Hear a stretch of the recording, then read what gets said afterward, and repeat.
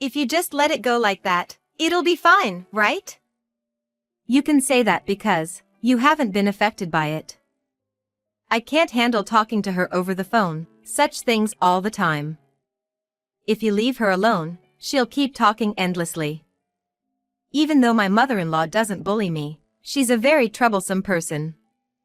My parents-in-law live together in their own house, while my husband and I, my brother-in-law and his wife, and my sister-in-law, each live separately.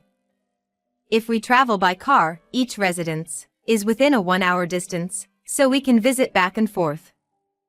That's why we always go to my parents-in-law's house during the Bon Festival and New Year, and there is at least minimal interaction between siblings. The three of us, myself, my sister-in-law's wife, and my sister-in-law, have almost no age difference, so we manage to get along well. But maybe my mother-in-law feels lonely, since all the children have left the parents' house, so she calls me, my brother-in-law's wife, and my sister-in-law, almost every day. The topics of our conversations varied. All of them were nothing important. The household appliances in the parents-in-law's house. Are something wrong? Some part of her body, like her throat, waist, shoulder, knee, etc., is hurting. A stray cat entered the yard and made a mess, or she keeps changing the subject and talks for at least 30 minutes. My mother-in-law is a housewife, and she seems bored, so I guess that time isn't a big deal for her. But the three of us, myself, my brother-in-law's wife, and my sister-in-law, all work full-time as permanent employees. We don't have much time to keep her company all the time. If my mother-in-law, who has never worked or had experience in society, can't understand that women's work is hard, then we have no choice but to directly teach her that women's work is not just a side job. We firmly insisted, wrapping our words in euphemism, telling her to stop calling us during work because it's annoying.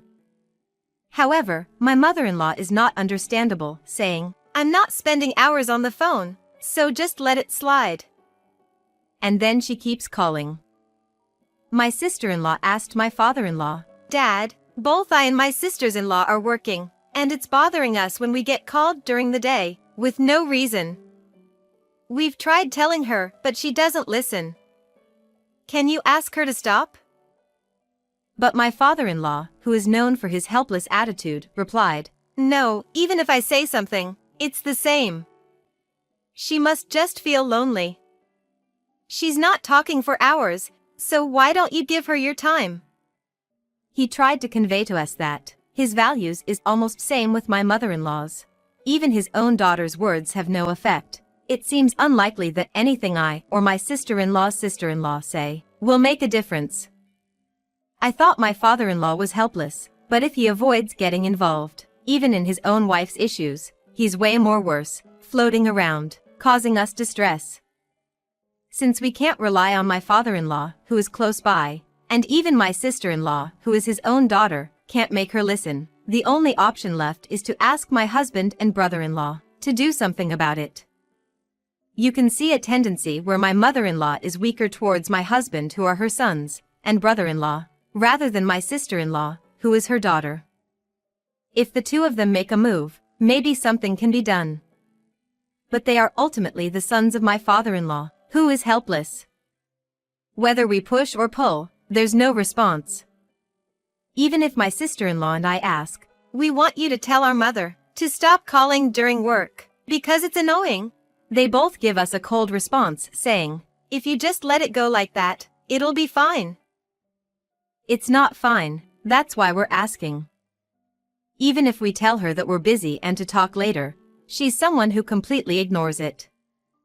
Ignoring her doesn't work, because she'll keep talking until we respond, and it never ends. After all, she's calling because she wants attention, and it won't stop until she's satisfied. My husband and brother-in-law don't understand that at all. In the first place, my mother-in-law wants attention from my husband and brother-in-law rather than us, so she should call them directly instead of us. My mother-in-law seems to think that she shouldn't disturb the men while they're working, so if there's no urgent matter, she won't call them. It doesn't matter if it's a man or a woman, right? No matter who they are, You should not disturb them while they're working. Anyway, it's clear that the men in this household are useless in solving the problem.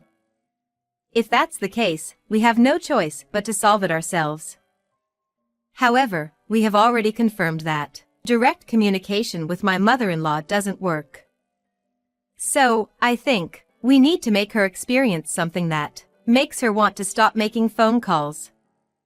It would be even better if we can also teach those men who showed no intention of solving this matter, claiming that it's not their concern. The three of us will put our heads together and discuss. When three people come together, they bring different perspectives. While exchanging ideas, we finally came up with a strategy. It's not something complicated. Just changing settings of my mother-in-law's cell phone a little. We will change some of the phone numbers in my mother-in-law's phone book to different numbers, while keeping the registered names the same. My mother-in-law is not good with technology. Even registering phone numbers is done by my sister-in-law. Once they are registered, it's just a matter of selecting the names. If my mother-in-law is itching to talk, she probably won't bother checking the phone numbers. She will surely call the changed numbers without realizing it. In fact, my sister-in-law was the one who changed the phone numbers. She can get close to my mother-in-law's phone without arousing any suspicion. The changes are as follows: changed my number to my husband's. Changed my brother-in-law's wife's number to my brother-in-law's. And changed my sister-in-law's number to my father-in-law's sister, my aunt-in-law. The reason we didn't change my sister-in-law's number to my father-in-law's is that if it's connected to him, it would be easily discovered at home, and there's a risk of the plan being exposed. Besides, our main target is not the men, but my mother-in-law. Although my sister-in-law and I have only met a few times, we don't know much about each other. However, according to my sister-in-law, she is the strongest person among our relatives, and even my mother-in-law, who doesn't listen to anyone, can't ignore her, and the toxic men cannot ignore her opinion either. I feel sorry for involving our aunt-in-law, who is unrelated to this matter, but if involving her ensures a definite solution, then it's the right choice. This is my sister-in-law's assertion. My sister-in-law will execute the plan, and even though she's the youngest, she can be considered our leader. We trust what she says. It's worthy of our full trust. My sister-in-law and I nodded silently, agreeing with her opinion. My sister-in-law successfully changed the phone numbers without any issues. Of course, my mother-in-law didn't notice the change, and continued making calls as usual. The ratio of calls from my mother-in-law was 4 to me, 4 to my sister-in-law, and 2 to another sister-in-law. Now, it will be evenly distributed among my husband, brother-in-law, and aunt-in-law. When my mother-in-law intended to call us, she ended up connecting with the men, and initially, it seems she was quite confused. Well, it's understandable, since she thought she was calling us as usual. However, she didn't have any bad intentions when making the calls in the first place, so she quickly regained her composure. In fact, she seemed delighted to unexpectedly connect with her beloved sons, and continued talking happily. When she accidentally connected with my aunt-in-law, she immediately hung up and said, "Sorry, wrong number." While my mother-in-law had been considerate in the past, to avoid bothering the men, now that her calls reached them instead of us, it seems she put aside her previous considerations and happily said, "Well, it can't be helped. I meant to call my daughters-in-law, but I end up talking to you," as my husband later mentioned with a tired expression. She only called my aunt-in-law once, and never again, so the ratio of calls has settled into a 1-to-1 ratio between my husband and brother-in-law. While my mother-in-law is overjoyed, my husband and brother-in-law are screaming in frustration. No matter how many times they tell her they are busy, she keeps talking non-stop. Even if we forcefully end the conversation and hang up, she calls back after a while, causing them a great deal of trouble. What's worse is that now, due to our strategy, my mother-in-law is in a very good mood. She calls us thinking she's talking to us, but it ends up connecting to my husband and brother-in-law. She seems to accepted that it can't be helped. She completely forgets about calling my sister-in-law and connecting with my aunt-in-law. Our main goal is to make my mother-in-law stop calling us, so if my husband and brother-in-law check her mobile phone, the problem would be resolved. However, in the current situation, we can't say we have achieved our goal. Since my mother-in-law is not comfortable with my aunt-in-law, I don't think she will willingly create an environment where my aunt-in-law scolds her by attempting to call my sister-in-law again.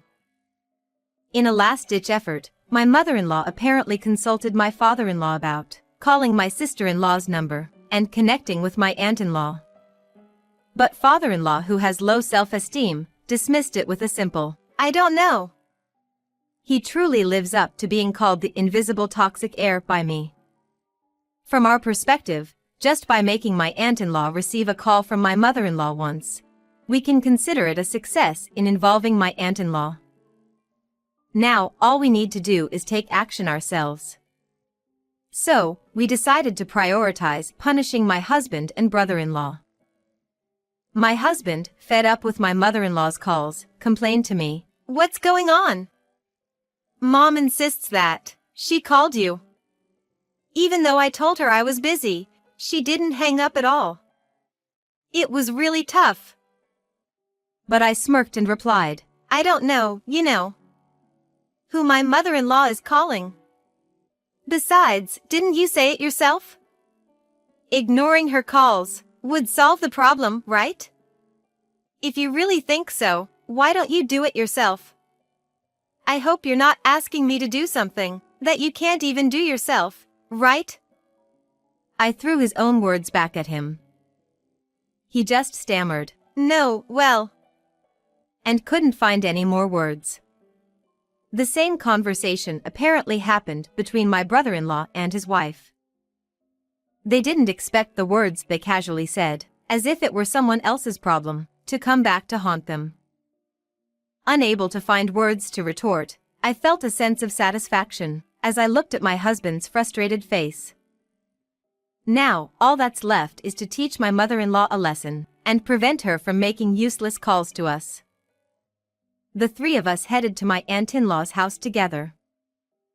My sister-in-law, with a suspicious expression, said to my aunt-in-law, "Sorry, Auntie. Do you remember that strange call we received from my mother? Well, there's a reason behind it." With tears in her eyes, she explained the situation that led us to switch our contact number in my mother-in-law's phone book. Both my sister-in-law and I were left speechless by her bold performance. Perhaps because my aunt-in-law could only give birth to boys, she doted on my sister-in-law like a kitten, listening intently to her story. After listening to the whole story, my aunt-in-law confidently takes on the task, saying, "That spineless man with a pickling bed. Can't he even confront his wife properly, let alone himself? Pathetic. And to make matters worse, his sons are just like him unnecessarily, taking after their parents. They should drink the bathwater of their younger sister's achievements. All right, I'll take care of the rest. I'll squeeze the life out of both of them." She agrees to help us with a strong determination. Truly reliable. Before reprimanding her mother-in-law, my aunt-in-law calls her husband, father-in-law, and brother-in-law to the house. She unleashes her wrath upon them for not lending a hand when we were in trouble. "What's the meaning of 3 men standing together and not offering any help? Don't you care about your daughters, your sisters, and your wives? You flimsy curtains. If you're pushed by a mere breeze, you'll flip over, you idiots."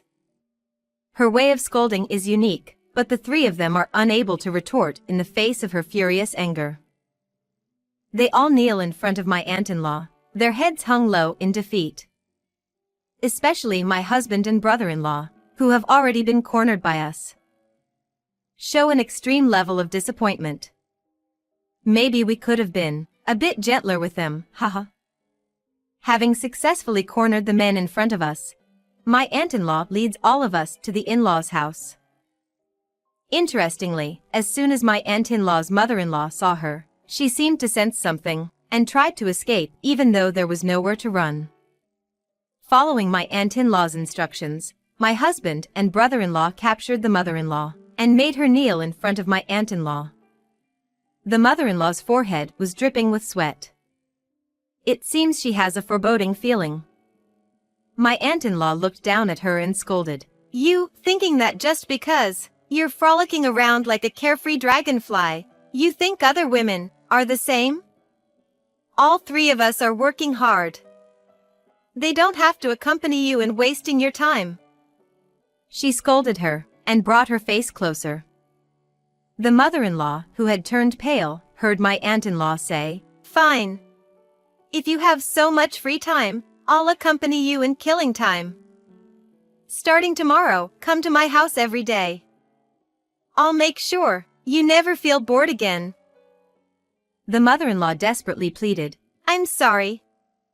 I won't call anymore, so please forgive me. But my aunt-in-law never take her words back. The mother-in-law began to cry miserably, but in the end, no one comforted her.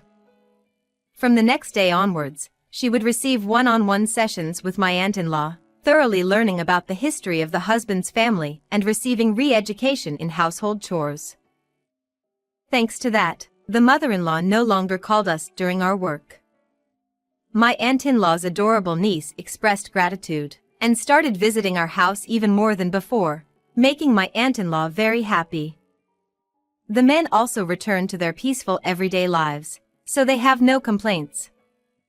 As for the mother-in-law, who was previously bored and lonely, now that my aunt-in-law pays attention to her every day, her days have become fulfilling. Yeah. Everyone is happy now, haha. Thank you for watching until the end.